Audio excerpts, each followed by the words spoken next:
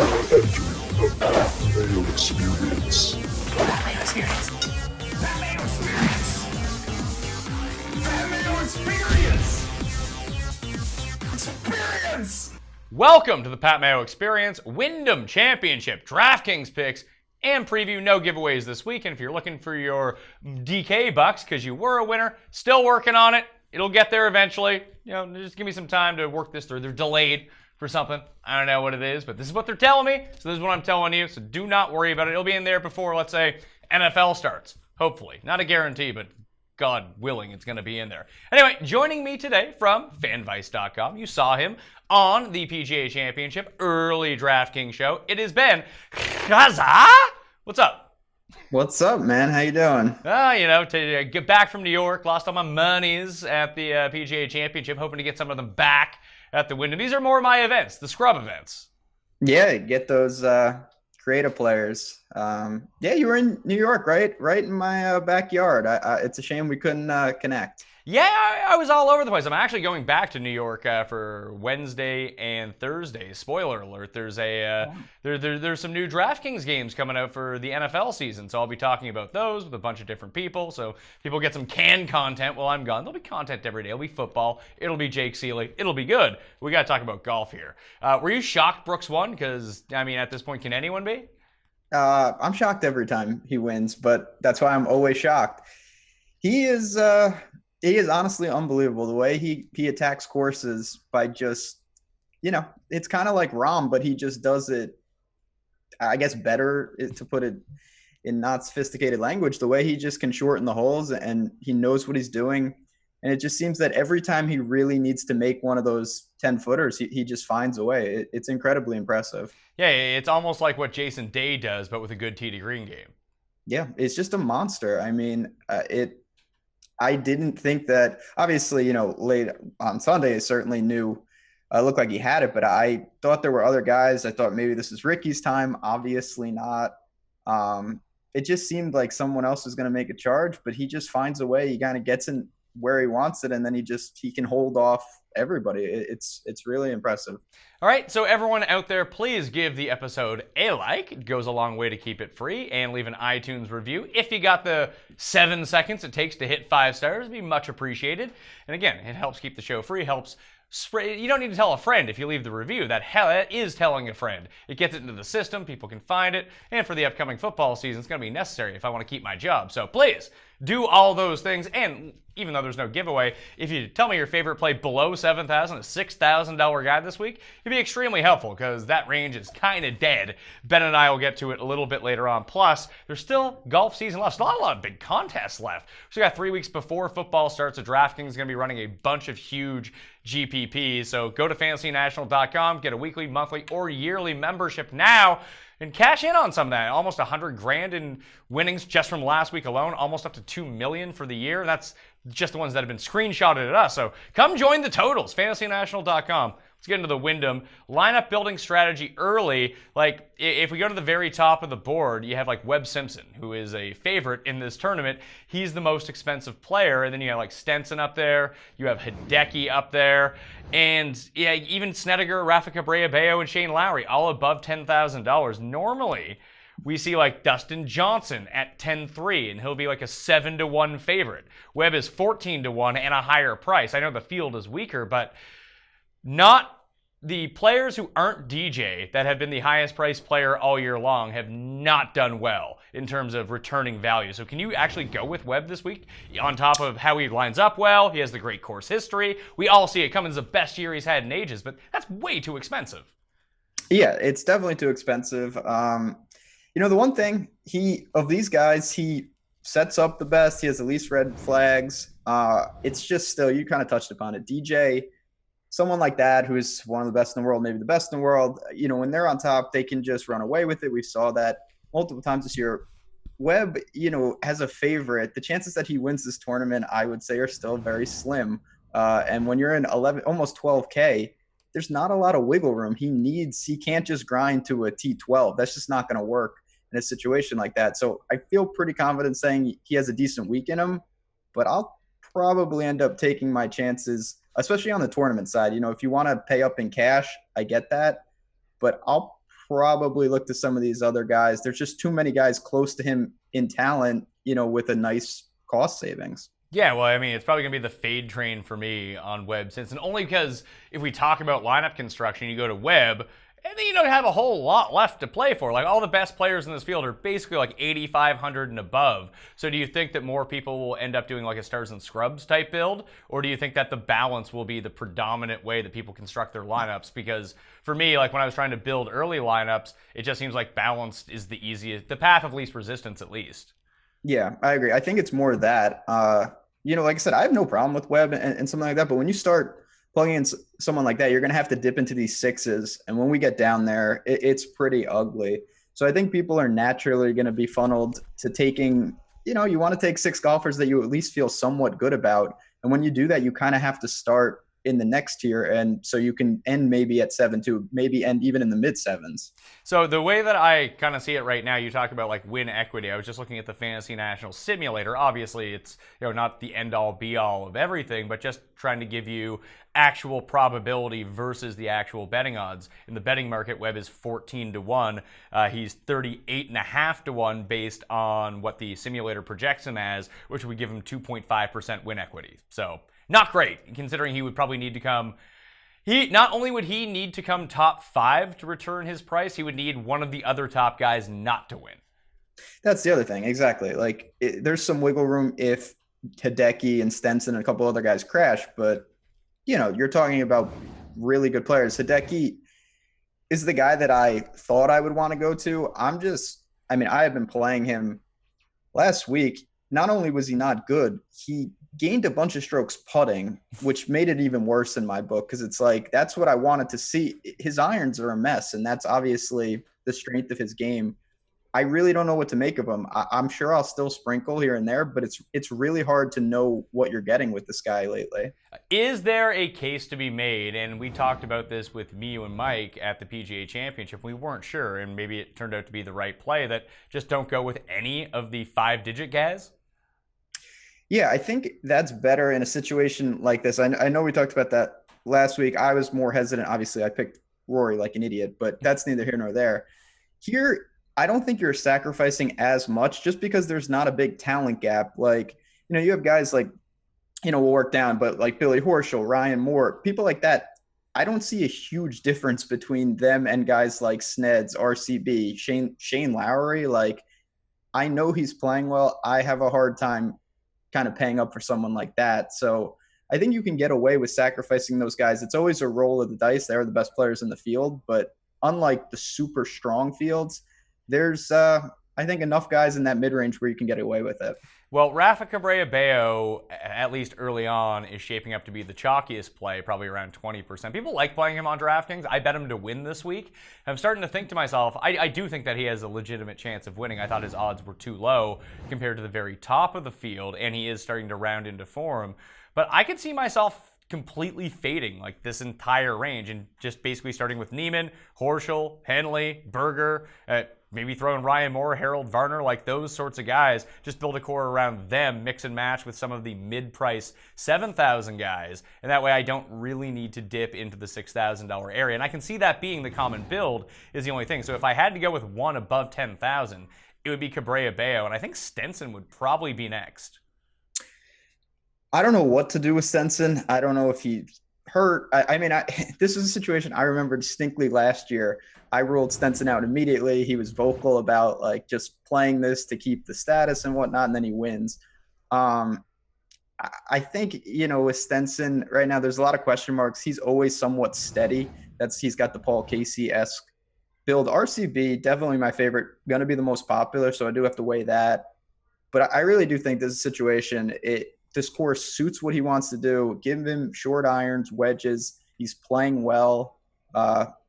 I think that's the guy I'll probably gravitate towards, depending on the builds, obviously. There will be situations where I really pay up just to be unique, especially if I think it's going to be predominantly balanced. I like to go against the grain.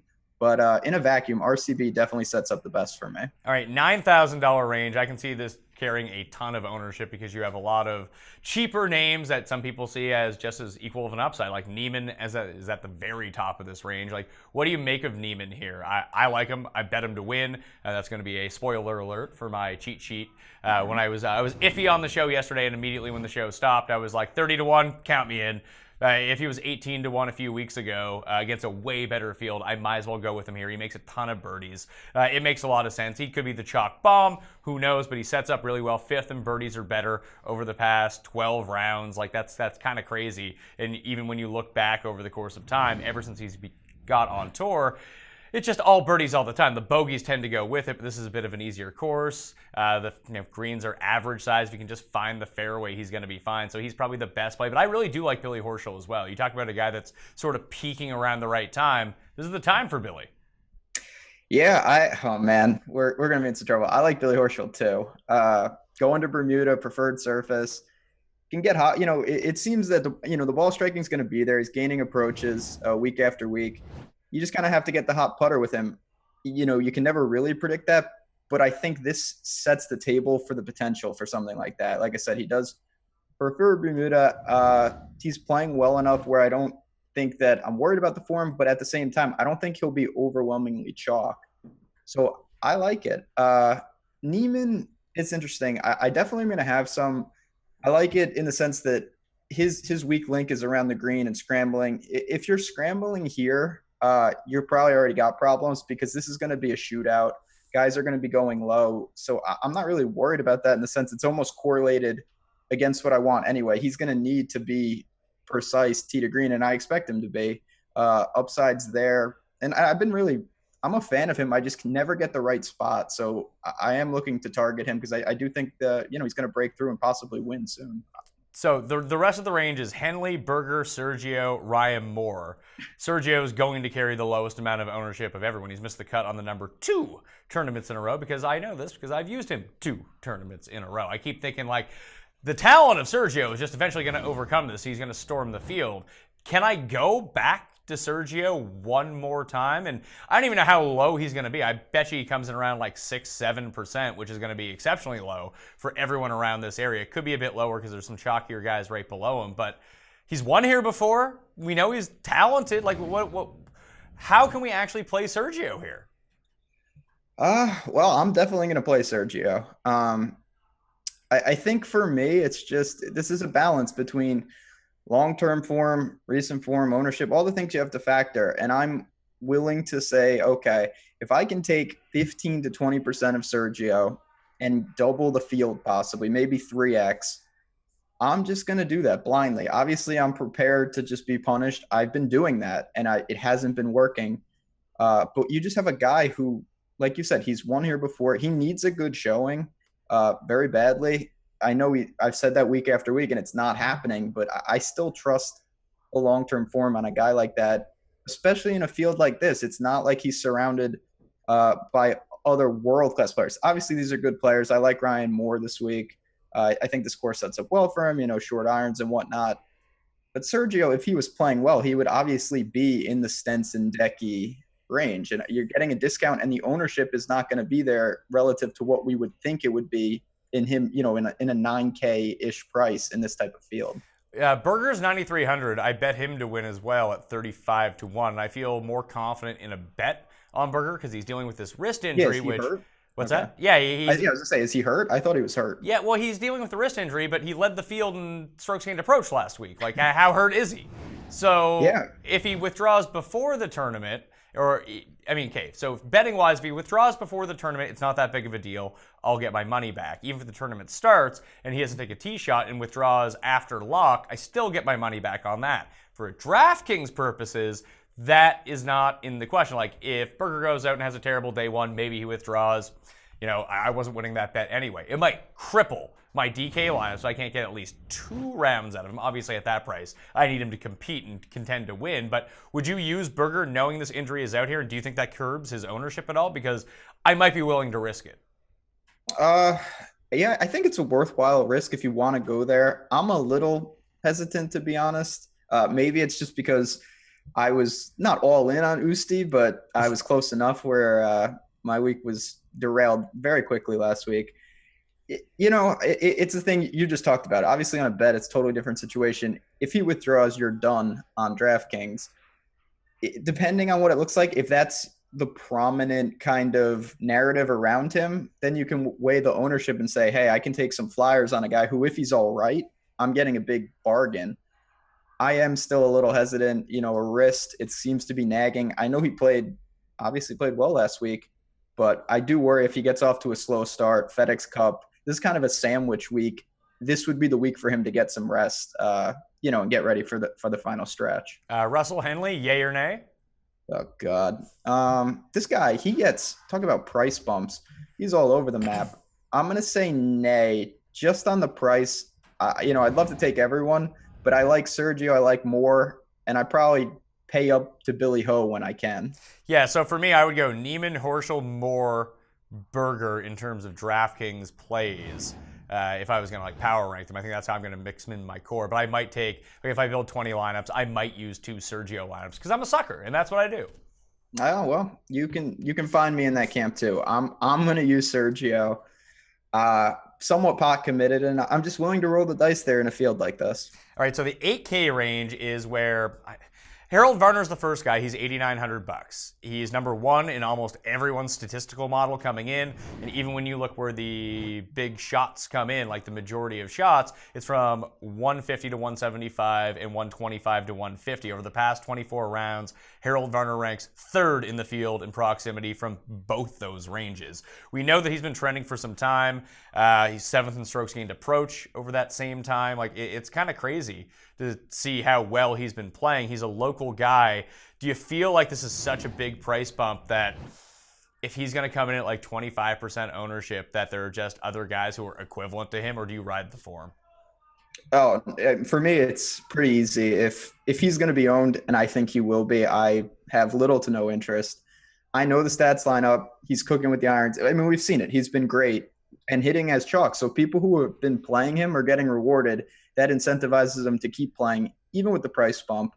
But again, long-term, Harold Varner is not a consistent golfer. I mean, this is maybe, you would know better than me. I would say this is the best stretch he's ever played in terms of consistency. I'm not saying he can't find that and be a good golfer, but we've seen time and time again him have some very erratic play. So there's enough guys that I'll take that I think have similar upside.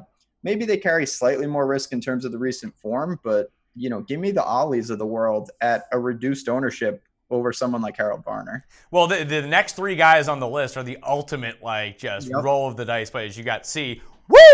He's coming in at a high price. He's getting the former champion of this event bump. And then right below him, you have Julian Surrey, and then you have Ollie Schneiderjans and Graham McDowell, who's not been playing all that poorly.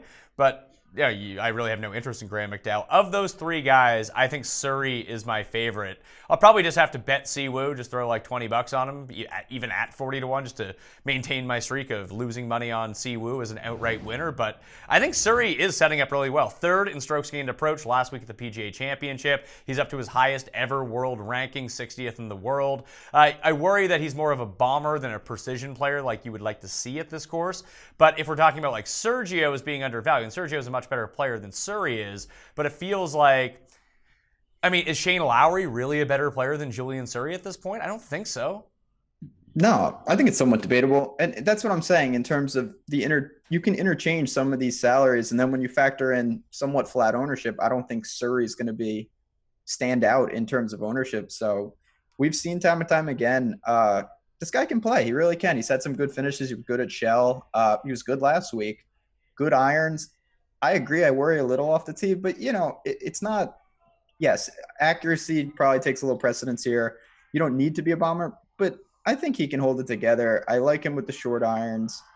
And again, I'm looking here for guys who can give me the upside. Maybe they carry some risk, but again, I think this is more for me that I find Harold Varner still risky even with this form. So I'll roll the dice with Surrey and Ollie. Siwoo, I'll leave that to you. You could bet him. I don't think I can go there, but I like the other two. Yeah, I'll bet him, take myself away in terms of There you go. DraftKings scoring, and I'll be good with that. So you got Duffner, Stricker, and Fitz right below that at 84, 83, 82. I don't know if anyone's using those guys. And they're sort of, I don't want to say they're the ideal fit for this course, but you don't need to be long off the tee here. You need to hit fairways. You need to be good with wedges coming in, and like all three of those guys are. Stricker's a guy, obviously he hasn't played a ton. He's been doing champion stuff.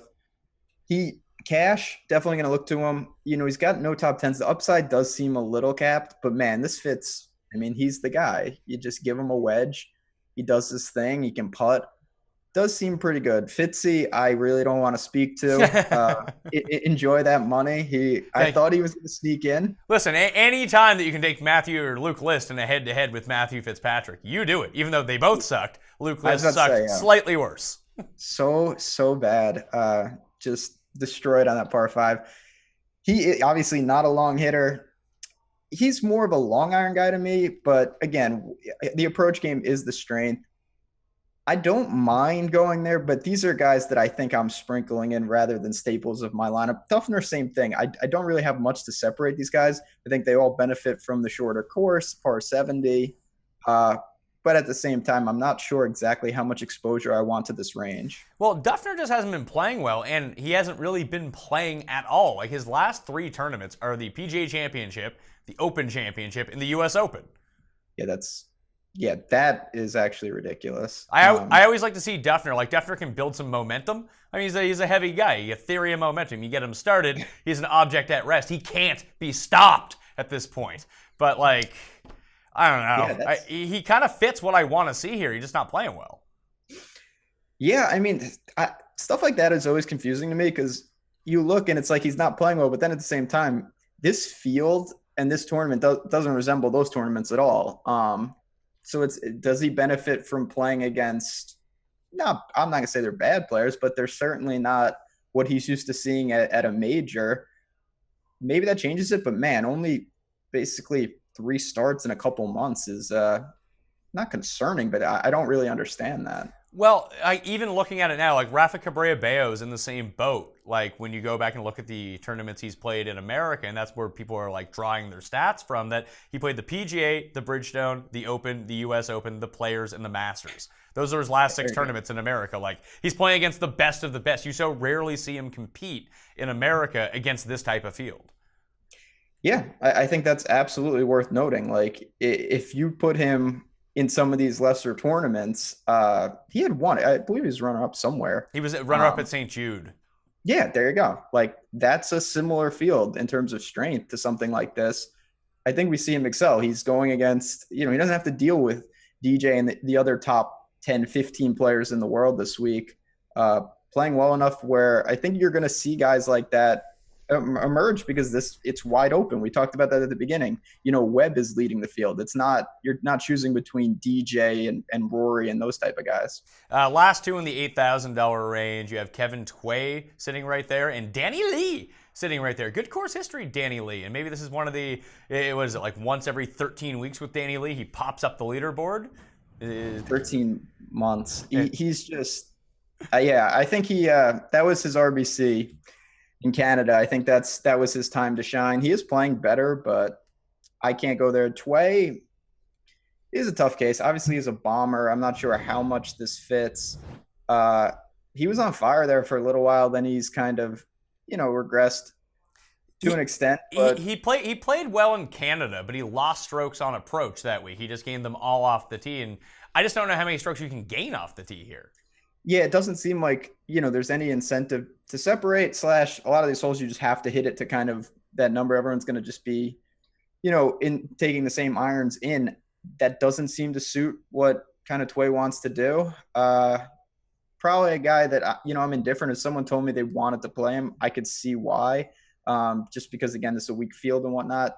I don't know how much interest I really have, though. I'm just trying to see back at some of his shorter courses, like par 70s. He was 50th at John Deere, 6th at the Travelers, which is a less than driver course, 5th at Fort Worth. So I guess he has 2 top 10s at courses where driver isn't like the hugest thing. Although I guess Travelers kind of is, because people just gouge that course. Like Bubbo wins there, Casey does well. So maybe that's JB Holmes had played really well. So maybe that is more of a driver course despite the length than we give it credit for. But like Fort Worth is a pure, like Rahm gouged it, and I guess Tway gouged it. But I think if you really do want to hit fairways here, that the only trouble on the course if you venture off the short grass. So I'll pass on Tway. Yeah, again, it's not like he can't. You just talked about it, Fort Worth. He can do it. It just seems that it's a pretty atypical blueprint and kind of unnecessary to take a risk like that. So the 7K guys, when we look at it, Kokrak leads it with Answer, CT Pan, Chad Campbell, Uline, Steele. I didn't even realize Steele was in this tournament. Chesson Hadley, Lovemark, Johnson, Wagner, and we'll get to the rest of the 75 guys here in a second. I'm kind of in on CT Pan, maybe Answer. Okay. CT Pan. I love playing that guy, especially at short tracks. Answer. Is he a good player? I mean, I just have to start there. I don't know what to make of him. I see him. He's lurking on leaderboards. Still a little unsure what to do, but yeah, count me in on CT Pan. Just gains strokes with the irons practically every week. The big thing with Answer is like he has a big finish or like no finish. But one thing I'll point out, like in the past 24 rounds, there's 8 holes that measure between 400 and 450 yards, and he's second in the field in strokes gained on that. And over the past 24 rounds, he's 12th tee to green. Yeah, I don't know. I never play this guy, and then I see. I mean, he's been putting together some quality stuff. He just throws a lot of miscuts in there. He's erratic. A lot of these guys are. That's what you're going to get in a field like this. Definitely more comfortable with Pan. I obviously will have to take Uline based on nothing. My boy, who's just a disaster lately. One last guy, I'm just going to kind of throw it to you. I thought that Chesson Hadley, would set up well here. His course history is atrocious. And B, he's actually playing really bad. I thought I'd be interested there. I'm going to have to pass, even though a couple months ago it would have seemed he would be in that 9K range. This would seem like it would be the perfect course for him based on his skill set. He lost almost 7 strokes on approach in 2 rounds at the PGA Championship. And that's obviously, I mean, that's his bread and butter. He had gained strokes with the approach practically the entire year. So I don't know if that's just a throwaway. He's missing cuts in big events. That's a little different, but he was bad at John Deere, which I think is actually a pretty decent. I don't compare courses that often, but I do think that's the kind of mindset and scoring conditions we see, something like that. I really just, this is a puzzling one because it seems like Hadley would like this, but everything I look to kind of points the other direction. Well, Johnson, Love Mark's right there, Steele's right there. Like Steele and talent-wise, I don't know if this course is like the best fit for what he does, but I mean, guy can win these like birdie fests. Yeah, certainly in the beginning of the year he can. Do we just save him for Safeway again? I think we just have to. He's just been so bad since. Yeah, it's been a while. I mean, since Valero, and he wasn't even he was great there. He just wasn't abysmal. Hasn't played a ton, so he does. You were talking about this with a couple guys. He's played in basically super strong events. This is different than that, but I think that we both, Chris Kirk, who's right below him, $100 less, just sets up so much better. He's going to be popular, but I don't really care. I'm definitely buying in on that. Yeah, $7,500. I bet him to win at 7,000 or at 70 to 1 with the each way. Like, no matter what you look at, whether it's good form, Chris Kirk has good form. Whether you look at the numbers, like the one thing that he doesn't do well is hit the ball off the tee, and I think that's somewhat mitigated this week. The irons are there, the par 4 scoring is there, the tee to green is there. Even the proximity ranges, 150 to 175, 18th of the past 24 rounds, 5th from 125 to 150. Like, he's got all his bases covered. I always like to think of Kirk as the discount Billy Horschel. Yeah, I think that's fair. I play Kirk a lot. He even when he gets it right, he gets it wrong. But this is just a spot I didn't see that much value that I was comfortable with. And, with some of the things I'm doing up top where I'm going probably against the grain because I'm not on the Varner train at all, I think Chris Kirk is just a guy I'm certainly going to not plug and play, but I'm going to have him in a lot of lineups. Well, can you speak to that at all? Like, let's say you do decide to completely fade Harold Varner. Mm-hmm. does that allow you to take some more of the chalkier guys down in the 7K range? Like right now, basically the guys that everyone's gravitating towards, Chris Kirk, Bronson Burgoon, Tyler Duncan, Richie Werenski, Sam Ryder are all going to be double digits probably.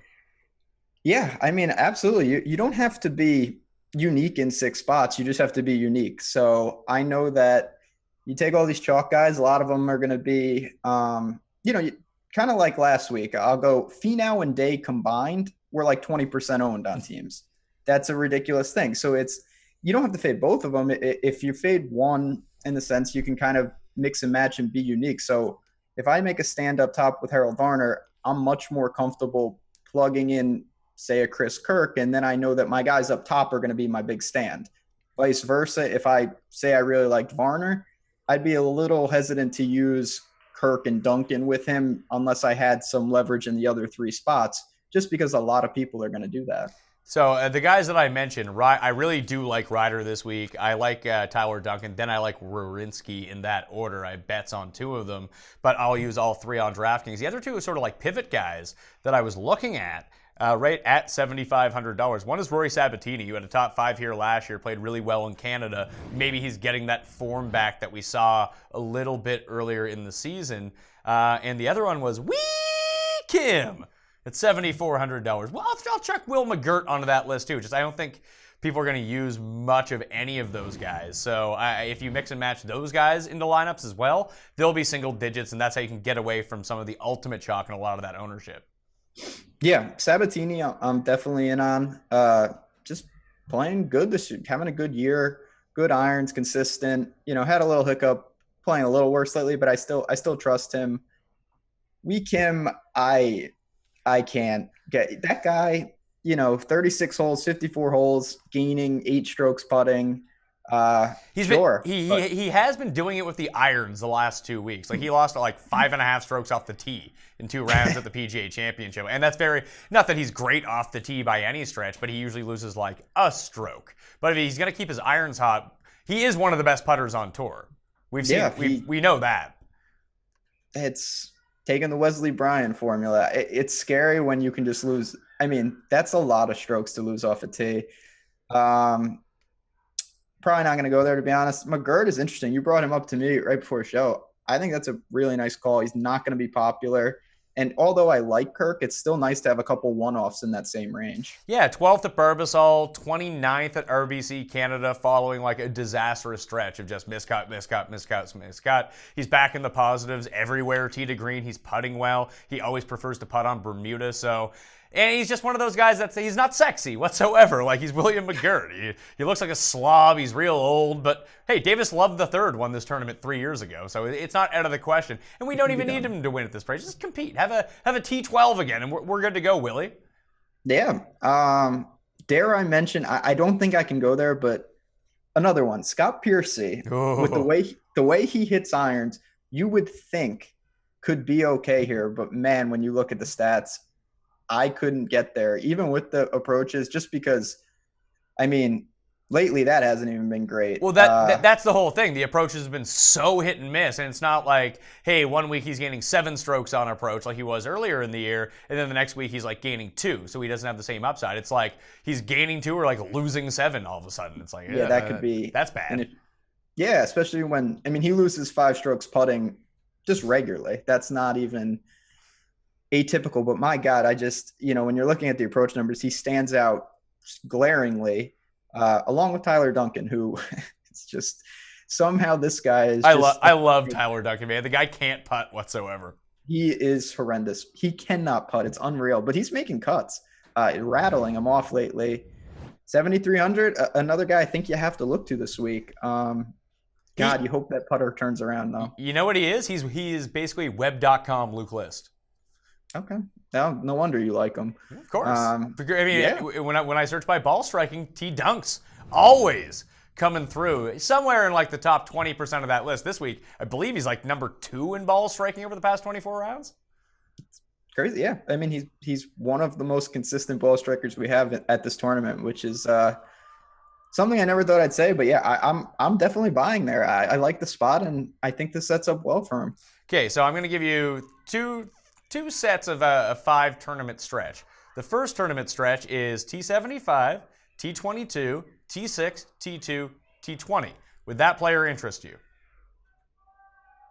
I have to say yes. Okay, so the other 5 I'll give you is miscut, miscut, 72nd, miscut, 71st. Now, one of those is his tournament history. One of those is his recent form. And as a hint to you, he is your favorite player. Yeah, I was about to say, the second string, I was about to say, you know what that sounds like? It sounds like Bill Haas's recent form.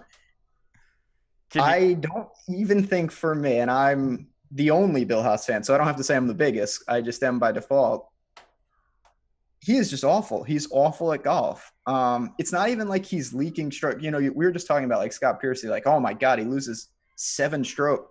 Bill Haas doesn't do anything. He just loses like 0.5 strokes everywhere, every tournament, and misses the cut. He's historically tore this place apart. He loves this tournament. I don't know if I can get there. He has shown no signs of life. The one thing I'll say, the last time he was good was Fort Worth, and you mentioned it before, similar, mindset, similar blueprint to success. I'll probably take a couple just for sentimental value, but I really can't get there anymore with him. I guess the one difference between Fort Worth and here is scrambling does come into play at Fort Worth. Colonial's a pretty tough track, and this just isn't. Yeah, and you even look at what Bill Haas did at Fort Worth. He was great around the green. If you gain a lot of strokes around the green this week, that means you're not putting yourself in a position to make enough birdies to compete. Yeah, you're done. If you have a good scrambling week, you're in huge trouble. That's not what we're looking for. It's a sad state of affairs with Bill Haas. I don't know what to say anymore. I might have to find a new player because he is just awful. Okay, how about Jim Furyk? I kind of like Jim Furyk. He's played this tournament twice, has 2 top 10s. One was 2 years ago. He's made 3 consecutive cuts, but he's kind of like Stricker at this point where he can make the cut, but the upside isn't quite there. But I feel like Jimmy Furyk, and maybe he'll play himself onto the Ryder Cup team. Yeah, well, after seeing, somehow Finau made that cut, but after playing with those Jagaloons on Thursday, I'm surprised. I think for me, he's kind of a fringe cash play, but it's not going to get there. And that's really all I have to say about him. I don't see the upside. It's like Stricker, like you said.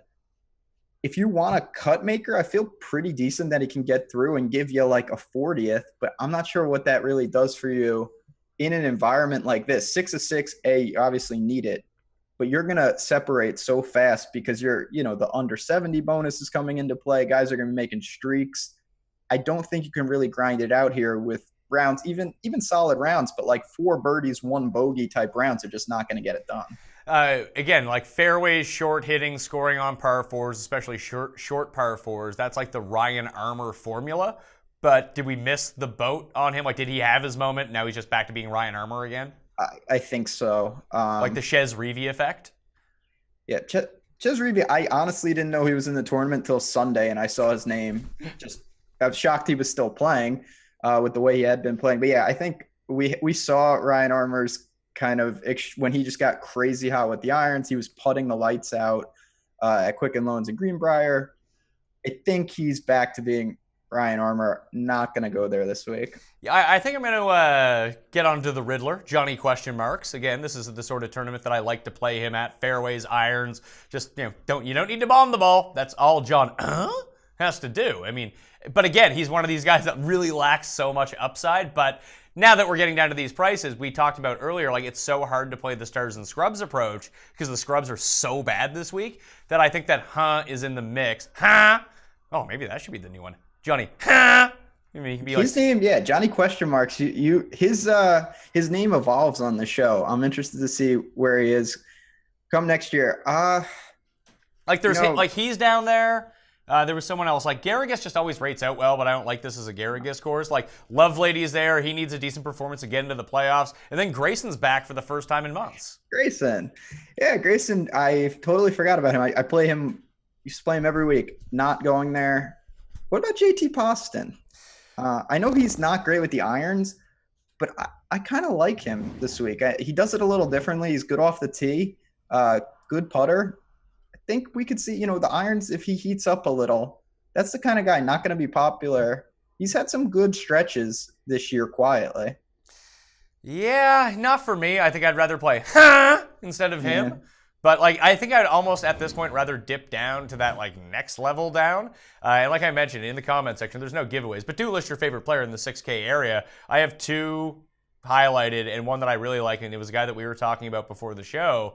It's Mac Hughes. Like, call it Canadian bias, call it statistical model bias, but like the guy's been kind of fire recently. He really hasn't. I don't have either Canadian or statistical bias. This guy is just, shout out to Andrew Barron, who I do the show with. He had, broken down guys who excel hard to easy courses. And Mackenzie Hughes loves easy tracks. His stats are lining up, killing it with the irons. 6,800, not much to not like here. I really think that's a pretty solid play at this range. And a guy especially who putts well. He's a good putter in general, but is like lights out on Bermuda. Yeah, no, he really it was ridiculous. I mean, everything I looked at, I was like, well, Mackenzie Hughes. Somehow he was popping up all over the place.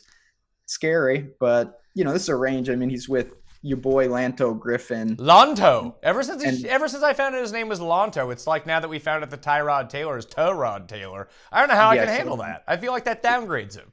Yeah, it's a whole new. You're not who we thought he was. Mahan is the other one I was looking at.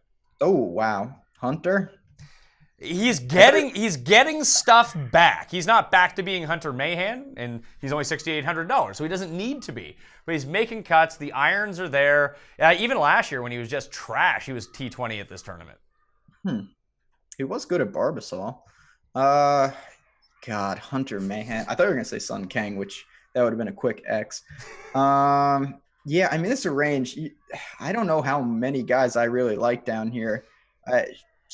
Seamus is on the bubble. He doesn't do it with the irons, though. He's terrible with the irons. A guy he's in that Poston. Those two are atypical in terms of the blueprint. Good kind of off the tee, good putters.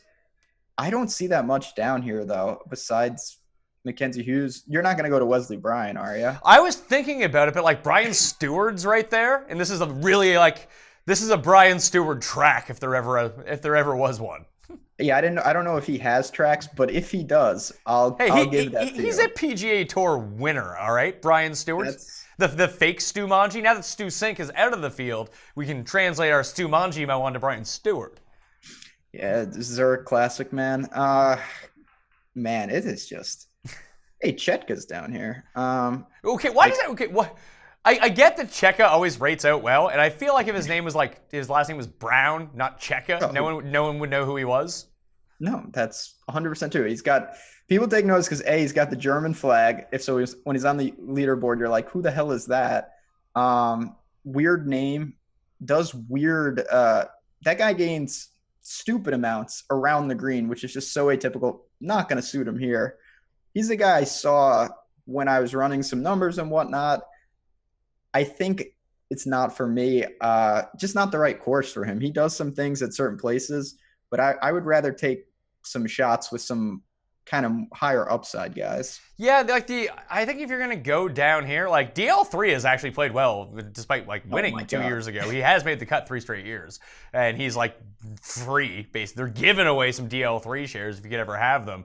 But I think I would want to roll the dice a little bit if I was going to on like an upside guy, like Doc Redman's down here. Like we didn't even talk about like John Oda, who just finished top 5 at the Barracuda, but like these young guys who just maybe they're actually really good and they just haven't shown it yet. This is the type of field where they could get it done. Yeah, it's a situation. I 100% agree. It's just there's a lot of them, and most of them are going to play bad. A couple are going to play good. Dylan Myers, one of them. Oh, hot fire, Dylan Maya. Yeah, man. I mean, he's been good. Everyone, I'm not going to even bring up, maybe we'll talk about the Panda to close this out, but, Dylan Myers playing some pretty good golf. It is tough, though. Corey Connors, probably the guy I feel most comfortable with. He's been so bad recently, though. And, it's not just the putter. The ball striking did go away. He had his supreme, it's almost like Ryan Amail. He had this, 5-week stretch where it didn't matter what lie he was on, what tee he was on, he was just striking the ball. Now that's gone away. Yeah, it is tough because he was building up to something. He was playing he was having decent finishes, losing like 7 strokes, 5 strokes, all with the flat stick. Now he's actually putting, not that he's putting good, but he's putting better than that, and the ball striking's left him. I don't know. This is just a range. This is why, going back, balanced is going to be predominantly the lineup, because if you pay stars and scrubs, you're going to be forced to choose out of these guys. There's not a lot down here. Okay, I'll make a case for Doc Redman for you. I'm just looking at his numbers right now. He was 50th at RBC Heritage, which I don't want to say is like necessarily a corollary course, but it's the same sort of mentality. Hit the fairway, get to a range, and just hit some wedges in. Just don't spray it into the woods. So that's not bad. He missed the cut at Memorial. That's a tough event with a lot of good players. He was 32nd at Quicken Loans, which is another shorter course which relies on accuracy. That week, he gained almost 5 strokes through approach and lost almost 5 around the greens, which is really crazy. So he was abysmal around the greens, considering he was hitting so many greens in regulation. This course is a bit easier. He's going to hit probably the same amount of greens in regulation, and I just can't fathom him losing that many strokes around the green again. And like, this is a top-ranked amateur in the world who turned pro. Like, we're basically sucking off Neiman at this point. Like, Redman's not that far behind. He's not quite as good as Neiman, but I don't think he's like 3 times as worse.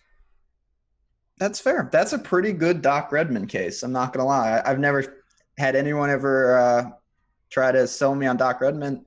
I will say I think you can target – I don't want to say target bad scramblers, but if you see a guy who's doing everything else, he obviously has a small sample size, it's reasonable because, again, scrambling should not be defining this week. You can't let it get away from you, but at the same time, you should be peppering these greens. It should be a birdie fest. It's more about, can you put the irons close enough to have enough birdie chances? I guess the other guy, I mean, this can sort of be an old man course. J.J. Henry's kind of playing good. Oh, boy. J.J. Henry, he missed the cut at Canadian Open because he lost 5 strokes putting through 2 days, but gained 2.5 on approach. 15th at Barbasol, where he gained 4.5 through approach. 34th at John Deere, where he gained 5.6 through approach. Lost putting in each of those tournaments. However, if you go look at it, he's just a bad putter across the board. Maybe this could just be like Adam Scott last week. Maybe this is the week that those putts fall. Adam Scott's, I probably should have said this earlier in the show. He's not here, right? No, he ended up withdrawing. Okay. I like saw his name somewhere and then I couldn't find him. JJ Henry, I don't think I can do that. The stats line up, if you're looking for somebody down here, I'm going to try to keep it, if I have to not dip this low. Taylor Gooch is down here. Not that I think he sets up in any which way. He needs to get into the playoffs. Yeah, there is that. I mean, that's Seamus has that line as well. He's right on the 125 bubble. Just like Sergio. Yeah, Serge. Yeah. Bill Haas, too, actually. Bill Haas just needs to, I don't know. He is just, it's so disappointing to say. Oh, boy. Is he going to lose his tour card? Is he not exempt? He hasn't won anything. I don't know. Like, he won the FedEx Cup. Maybe that gives you like lifetime membership. I don't know. But like, maybe he's top 20 all time in like career earnings. That could be the case. But he might have some type of, he's been around long enough. You would think he found some type of exemption status, but that'd be sad. Him grinding out with Steph Curry on the web, I don't think is something I want to see in my lifetime. Yeah, I'm going to try, even though I might get somewhat aggressive up top. I don't want to dip super low in these 6s. I know, like I said, I alluded before, the Panda's down here, another guy, super pedigree. I chased for a little while. This is not the right course for him anyway. You could go there, but I'm not looking to go there. He struggled with the irons consistently in his short career here. Yeah, I mean, I'm not big on this Panda nickname. I'm big on Big Norm, which is just so much better. I think Pablo Sandoval, and That's true. We can't correlate those two guys together. That'd be a bad career move. He should change his nickname because it didn't get started like everyone said. So maybe Big Norm is the missing piece for him, and we'll see this alleged super pedigree that everyone's talking about. Last guy, and the last time I actually played him in a lineup, I won all the monies. And his name is all caps, like you mentioned, on Fantasy National, because, when you get Kadira into your lineup, you get hot fire. But isn't this the type of track you would want him on? He just came off a pretty decent PGA championship. Yeah, it wasn't terrible. He's just been a little all over the map. The only thing that he's consistently one of the worst scramblers I've ever seen. It's just bad. Like I didn't know someone could consistently lose that kind of strokes around the green. But we say like you can almost throw that out because if you have to rely that much on your around the green work, you're not going to win anyway. It's true. He should be gaining strokes with the irons, and that should negate that. Even if he does lose a couple, it's not that big a deal here. The one thing I'll say, obviously, he's got the win. Fort Worth, pretty solid. Okay, so at the tournaments, like he played like Travelers, it turned out to be more of a bomber course than we thought, but like short tracks so far this season. He has been playing well recently. PGA Bridgestone, Open Championship, Travelers, US Open Memorial. Tough tracks, longish tracks. For the most part, except for Travelers. But again, you needed to bomb it there. Hasn't really been playing well. You look back at the 2 tournaments where he did, one RBC Heritage, super short course. Like Stenson didn't even hit a driver at any point last season. So I think that Kodaira could be okay there because he doesn't gain a ton of strokes off the tee anyway. And then he was a top 20 at Fort Worth, and he gained almost 7 strokes through approach that week too. Like it seems like when he can dial it back off the tee, get to his range, he can actually play really fire with the irons. I think there's definitely something there, and we've seen, Si Woo's won here. A lot of there's some crossover there in the sense of that's kind of a game plan. We see that with a lot of Korean golfers. I still am a little nervous. I'm interested to see where this guy truly falls because the win was so, obviously polarizing. You were on it, so he is your boy. I'm worried about the recent form. It hasn't been good, but it is a different type of mindset. This is not the type of tracks he's been seeing. Fresh start, definitely a better course fit. He's obviously way behind Mackenzie Hughes for me, but he falls in that Seamus kind of bucket of guys I might look to if I want to pivot away from what should be a somewhat popular Mackenzie Hughes. I guess the last guy is Cameron Percy, and the only reason that I bring him up is that he's second in this field, past 24 rounds from 150 to 175, where he's going to hit the majority of his shots. But it's hard to. He was 7th at Barbasol. He's made 1, 2, 3, 4, 5, 6, 7, 8 or 7 of his last 8 cuts. It's not terrible. That could be a new guy for me. I don't know if I've ever played him. I'm not even joking. I don't know if I have either. Yeah, it's always nice to him and Denny McCarthy. These guys are like, God. I'd have to look a little more. I might find a couple of these guys on my lineups. Aaron Badley. Well, okay. I actually have an Aaron Badley stat for you. A good one or a bad one? A really bad one. Oh, great. But where did it go? I had it pulled up on my screen so I'd remember it for when he eventually came up. One sec. Let me open it here. I can find it. Don't worry. Yeah, I want to hear this just because he's a guy. He's in that bucket for me of, there's a bunch of guys. Maybe a couple find my lineups. Most aren't gonna, but. Okay, so over the past 5 years, no player has lost more strokes total than Arjun Atwell, who's actually won this tournament before. That was a long time ago. Second to him, minus 17.56 strokes gained total. And he only played 4 of the 5 tournaments. Aaron Badley. Ooh. All right. Yeah, that might be a red flag, not going to lie. So the worst 10 guys in this field, just in terms of the past 5 years, strokes gained, Atwell, Badley, Patty, Wee Kim, Jason Boner Jam. I didn't even realize he was back. Chesson Hadley, Ben Crane, Tringali, Hoagie, Danny Lee, Jonathan Rudolph, and then Abraham Ansah. And Abraham Ansah lost 9.34 strokes gained total in one tournament, and that was 2 years ago. But he's a different player now. He's been better. He is a different player. Yeah, that's hitting for average.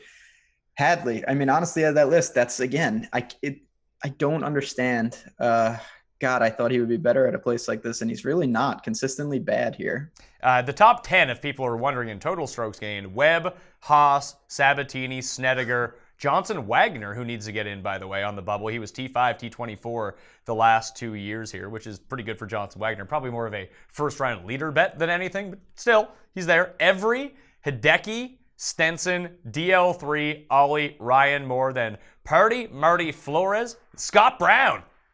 Maybe it's Scott Brown first-round leader week again. Write that down right now. Yeah. God, Bill Haas. I know we keep bringing it up, but this is my last guy, and then I'm done. Keith Mitchell. Oh, Killer Keith. I don't think I'm going to get there with this guy. His putting at RBC was extremely bad. Everything else checked out. Tee to green, it has been good consistently. He's a bomber. I don't know. It's one of those things that I think he gets weaseled out for me, but he was the guy I was interested to see. Do you have any interest there? I usually do because I'm a big Keith Mitchell guy because he makes so many birdies and bunches. But you mentioned like the bombing factor. He does most of his damage on super duper short par fours, like less than 400 yards, or like the really, really long ones. He's actually kind of atrocious from this 400 to 450 range. He's 101st in the field over the past 24 rounds, which is not good. No, that's not good. Yeah, I mean, it was weird. I had been off him, and then I jumped on, and obviously I was certainly tilted just watching him miss these 3 and 4 footers. But I don't think that's exactly what I'm looking for here. But it's a guy I definitely took a couple looks at. Well, it's funny because if he lays up off the tee, he might give himself a better chance this week because he's kind of disastrous from 100 from 150, where he finds himself a lot because he's such a giant bomber, but he's actually really good from 150 to 200. So if he took the Stenson approach, hit 2-iron off the tee every time, I think he'd have a better tournament.